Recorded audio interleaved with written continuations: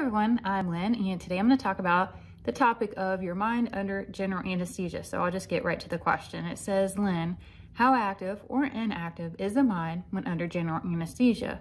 Can patients hear but not remember conversations? And if so, do the words become embedded in our subconscious thoughts? For example, if the physician was discussing a prognosis or severity of a situation, would that have an undesirable and unknown effect on the patient?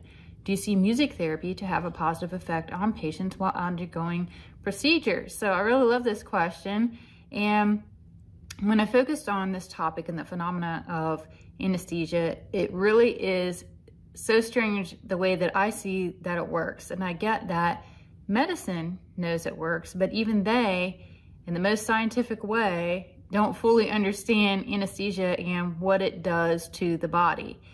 As I tune into it, let me first start by saying the anesthesia, what I get, slows the brain waves, which is the control center for the body. It's, your brain is basically the main powerhouse regarding neurological and body function and all of that. And I get that as the brain waves slow down, the current through the body slows down, and this current is what controls fundamentally bodily function. That's why when you meditate or fall to sleep, your system slows down. Your breathing becomes more calm, your heart rate slows down, blood pressure typically reduces, all those things. They slow down because the brain is slowing down as well as far as the frequencies it's putting out. When someone is given anesthesia, your brain waves toggle in the range between a really deep meditation and death. And I see that the brain is in survival mode at that point, controlling only the necessary involuntary functions such as your breathing, your heartbeat, organ function, all of those kind of things. That's where you're at when you're under anesthesia, general anesthesia that is. You're still connected to your 3D body, but you are basically in a comatose state.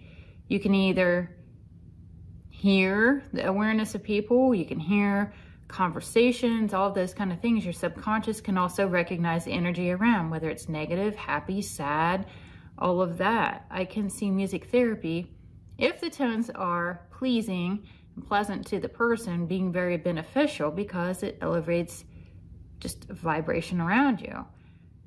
The subconscious is very active in this state, even though you are in a comatose state of being at that point. Once the brain waves resume a conscious state of being, the person often forgets what they may have gleaned during this unconscious experience.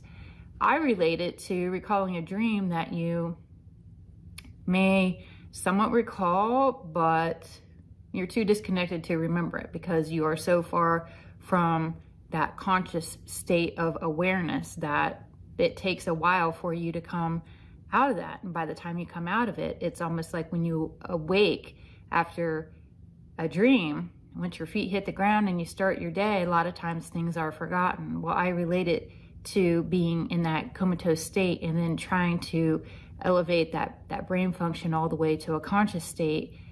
A lot can be forgotten, and most times it is along the way. Not always though. There's interesting stories out there of people that do recall stuff. So that is what I have on this topic. I'd be curious your thoughts if you have any experience with this. Maybe you had a memory while you were under anesthesia. Maybe you had something profound happen or feel like something happened. I'd be really curious of your thoughts. So I will leave you with that. Again, I'm Lynn, and if anybody has a question out there that they would like me to look at, please head on over to the blog at www.psychicfocus.blogspot.com. I look forward to hearing from you. Thanks again. Bye.